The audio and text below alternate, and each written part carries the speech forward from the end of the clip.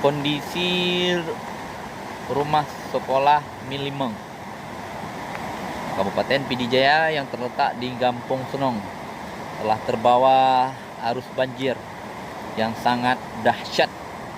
Semua gedung di sini terdapat dua gedung, gedung RA dan gedung daripada madrasah Milimeng nyo kabeh iba lei.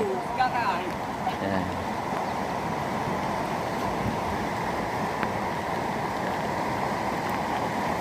Hanali kabeh kerja ke kurung tu. Pasukan itu nong gimana dek? Aman? Oh ma nyo kajet ke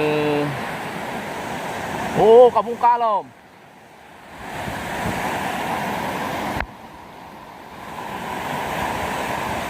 Habis bungka nyo rasa-rasa haji anjlok mendumo, habis terkikis daripada air.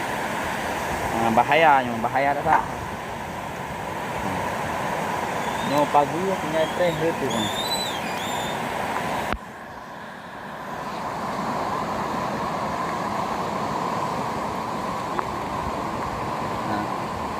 Keruang dasaroi ipak nyo kakeno keruang. Luar biasa tadi kalinya belum pernah terjadi di dalam ji.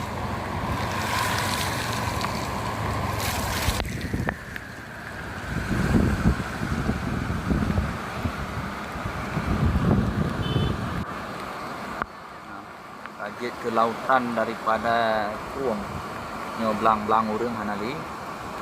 Nyo kondisi daripada akses jalan menuju Gampong Senong, Kecamatan Merak 2, Kabupaten Pidijaya. Nyo kejadian pada Uro Kamis 29 November 2025.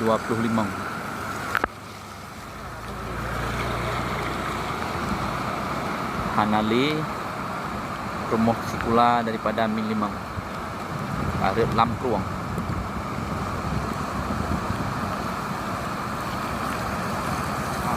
Jet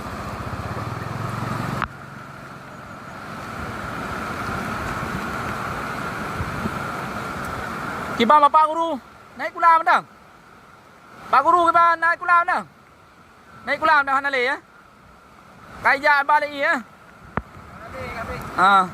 Nyo